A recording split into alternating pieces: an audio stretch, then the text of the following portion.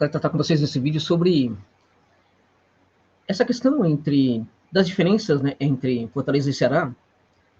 Eu quero tocar no assunto com bastante respeito às duas equipes, evidentemente, porque acho que é um debate muito válido. Neste momento, isto se acerra em virtude, né, gente, das campanhas das duas equipes. A campanha que o Ceará faz e a campanha que o Fortaleza faz, elas, evidentemente, trazem novamente esse choque. Na verdade, um debate sobre polos. E acho que o mais absurdo disso, na verdade, é que não deveria ser um debate entre polos, mas um debate entre próximos. Um debate sobre vizinhos, que infelizmente estão em polos diferentes, né? Em alguns aspectos parecem até que estão em planetas diferentes, né? E como eu disse, poderiam ser um debate sobre próximos, né? Não deveriam estar em mundos diferentes, porque as duas equipes têm muita coisa correta, né? Os clubes, né, na verdade, têm muitas coisas aqui foram muito bem feitas, e essa estrutura que o Ceará possui, e que também o Fortaleza possui hoje em dia, poderia dizer muito mais sobre o momento de uma das equipes, assim como diz muito bem sobre o momento de outra, né? Então, eu acho que é um debate bastante válido. Mas é também um debate para quem tem uma mente aberta, né? Porque pode ser bastante doloroso para uma das partes, né? Mas talvez isso seja menos complicado se as pessoas tiverem maturidade de reconhecer a verdade, né? De reconhecer o momento mais favorável do Fortaleza, e entender que aquele é o caminho a ser seguido, né? Então, este é o assunto desse vídeo, gente. É este tema que eu quero tratar com vocês aqui neste vídeo, né? E fazer uma comparação aí, até para mostrar, assim, até que ponto essa diferença é muito grande, né? E debater por que essa diferença neste momento é tão significativa. Permita-me, antes disso, fazer divulgar o nosso patrocínio aqui, que é do OneFootball, né? Que é um aplicativo de futebol espetacular. Para você que ainda não tem, né? Porque chega a ser absurdo hoje não ter esse aplicativo no celular, porque entrando informações em tempo real da sua equipe de coração, sejam informações agradáveis ou não, né? Deu para pegar todas as notícias sobre o que aconteceria com o Ceará depois desse jogo com invasão de campo. Eu acompanhei no OneFootball.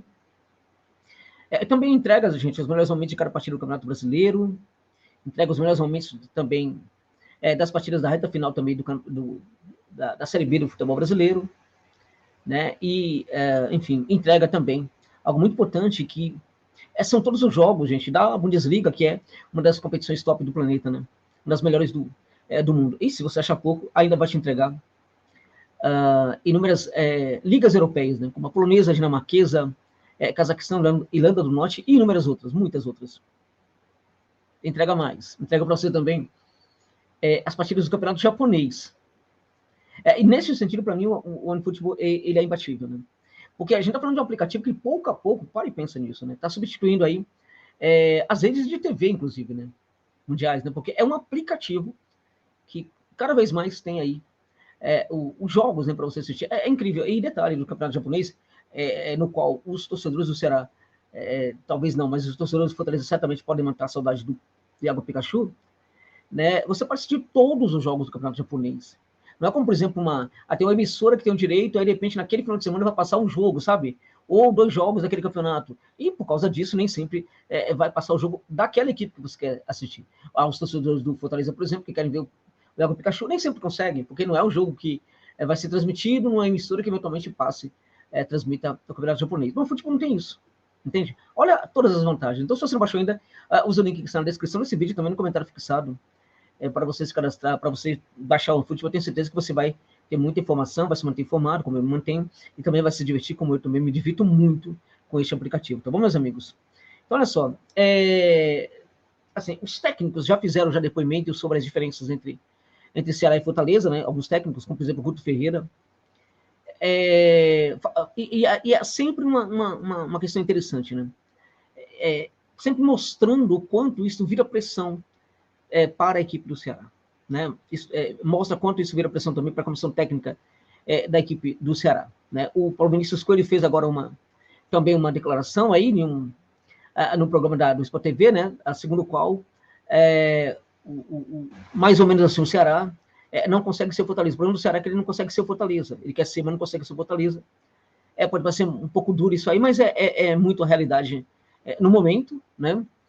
E aí agora teve o Robson de Castro falando também, reconhecendo que o momento do seu adversário, do Fortaleza, por certo que também intervém, né? Interfere claramente ali na equipe, no destino da equipe do Ceará, né, gente? Então, primeiro tem esse reconhecimento, né? Ao momento do Fortaleza impacta bastante ali no que acontece com o Ceará, né? Esse reconhecimento, ele pode ser doloroso, até mesmo um cara como o Robson de Castro, bastante personalista, né? É muito doloroso para os torcedores do Vozão, por certo, né? É motivo de satisfação, de felicidade para os torcedores do Fortaleza, estão corretos, né? E agora, este tipo de coisa, esse reconhecimento, não diz tudo sobre o porquê que está acontecendo. Como a gente tem que tomar cuidado em relação a isso, né, para não tomar esse momento do Fortaleza como o responsável ou um dos responsáveis pelos problemas que o Ceará tem, porque de certa forma essa narrativa pode ser também construída, né? Olha, quando o Robson fala, o que acontece com o adversário tem impactado o que acontece com a gente. Se você não tomar cuidado com esse tipo de coisa, a narrativa pode ser construída em cima do fato de que, pelo Fortaleza estar muito bem, isso pode atrapalhar a equipe do Ceará, né? E acho que essa mentalidade, ela permeia declarações como do Guto Ferreira, né? Falando que o que fez ele sair da equipe do Ceará foi o adversário e tal, que o momento melhor do adversário ali complicava muito o trabalho dele, essa coisa toda.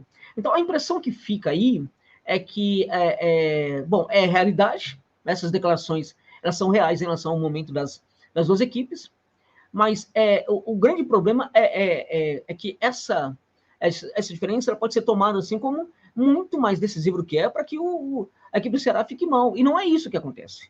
E aí acho que tem um problema, na verdade, de entendimento do que é o momento de uma equipe e do outro. Vamos lá.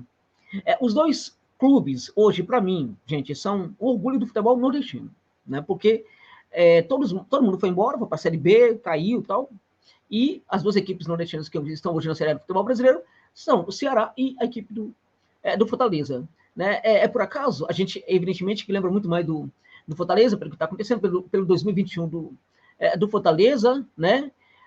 Mas se a gente olhar para 2019/20 do Fortaleza, acabou não caindo para um saldo de gol melhor do que o do Vasco, né, gente? Porque senão você também teria caído naquela ocasião, né?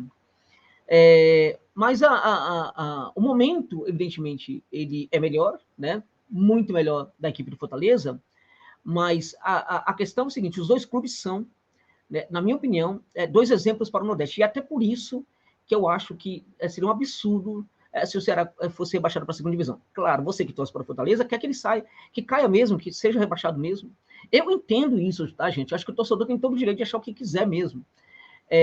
Eu, como analista, por outro lado, acho que não.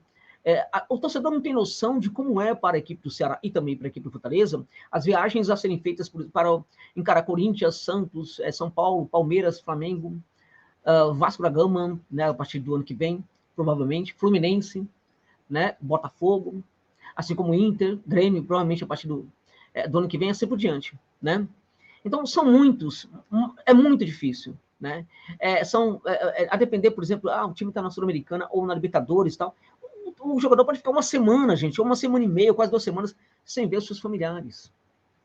Isso não é simples. Isso mexe também com as emoções. O que significa, por exemplo, a ausência do Ceará na primeira divisão? Significa que o Fortaleza vai ter que fazer pelo menos aí umas 14 viagens a mais para o Sudeste, /Sul, durante a temporada. No mínimo. Isso mexe absurdamente com o planejamento de uma equipe, né? E também com o emocional do jogador. No mínimo, 14, 15 viagens a mais vai ter que fazer para enfrentar os clubes do Sudeste, né? Só por isso já mostra, por exemplo, que é válido sim, até mesmo para o Fortaleza, embora os torcedores não entendam isso, e eu entendo o não entendimento ou a não aceitação disso, né? Mas isso serve para mostrar quão é complicado para a equipe do Fortaleza o rebaixamento do Ceará, né? Agora, então esses dois clubes têm ali sim uma estrutura muito boa, perto de muitos outros clubes de futebol do Brasil, assim como equipes como a Atlético Goianiense, tá, gente? Hoje também é um clube bastante sério no seu modelo, sempre investindo em estrutura também, boas ações de gestão e assim por diante, né? Os dois clubes, tanto o Ceará como o Fortaleza, são exemplo hoje para o Brasil, gente. São exemplo. Um grande exemplo. E muitos outros grandes aqui do Sudeste Barra Sul também não estão no nível hoje dessas duas equipes. Então, o que acontece? O nível do Fortaleza, né, ele consegue sustentar dentro de campo resultados importantes. O nível do Ceará não consegue sustentar dentro de campo os resultados necessários e importantes. Qual é a diferença aí? A diferença simplesmente ela recai na gestão do futebol. Essa é a única diferença, na minha opinião, entre os dois clubes neste momento. E a gestão do futebol diz tudo, absolutamente tudo sobre o momento de luta contra o rebaixamento da equipe do Vozão e a luta pela chegada a Libertadores, novamente, pela equipe de Fortaleza. Né? É a gestão do futebol. Por um lado, nós temos a gestão aí, que ela é bastante personalista, né? De um dirigente que tem muitos acertos ali no clube, evidentemente, não dá somente para falar que ele é um péssimo dirigente em todos os sentidos, ele tem muitos acertos, tá? Ele é também um dos caras responsáveis aí por ajustar esse clube como clube, mas infelizmente, né, gente, o poder do futebol, né, acabou mexendo com a cabeça desse dirigente. É uma pena. Eu acho que o Robson poderia ser, sim, um dirigente muito melhor para o Ceará, mas ele não é. Ele não é porque ele se perde justamente no futebol. E a paixão que o cega e o impede de ser um gestor interessante também para essa questão do futebol, praticamente está invalidando pouco a pouco aquilo que ele faz de bom para o clube. É uma pena. É lamentável isso. E, ao meu ver, essa é toda a diferença, porque o Fortaleza, além de tudo, de gente de Fortaleza, parece ter muito mais humildade, né, para reconhecerem, né, quando falham, né? E isso ocorre por quê? Porque simplesmente não são tão personalistas assim. Além disso, quando a gente pensa hoje no Fortaleza, a gente pensa no Marcelo Paes, mas também pensamos em outros dirigentes, né? E o grande exemplo é o Alex Santiago. Quando a gente pensa hoje em gestão no Ceará, com todo respeito aos demais membros aí do Vozão, mas a gente pensa apenas no Robson de Castro. Então, isso, para mim, é toda a diferença entre os dois clubes. Né?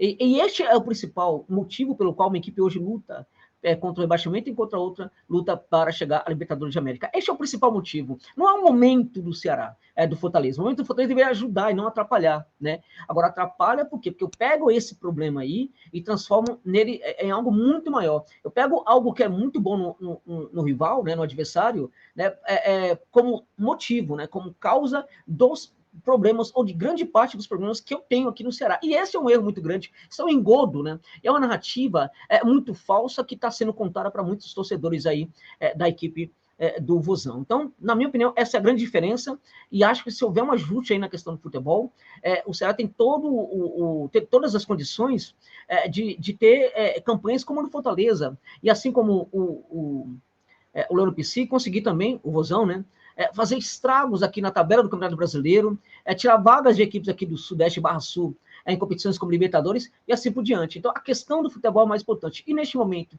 esse momento, inclusive, que a equipe vai jogar apenas dois jogos em casa e sem torcida, né, para lutar na luta contra o rebaixamento. O Robson de Castro deve ficar ou não deve ficar? Essa é uma questão que eu acho que a comunidade Vozão tem que resolver. Né? Agora, de qualquer maneira, eu não presumo que ele saia, né? E de qualquer forma, eu acho que o mais importante agora, Robson de Castro, à parte, é a permanência do Vozão na Série A do futebol brasileiro. Embora eu saiba muito bem que os torcedores do Fortaleza que acompanham o meu canal não concordem muito com a minha opinião. É isso.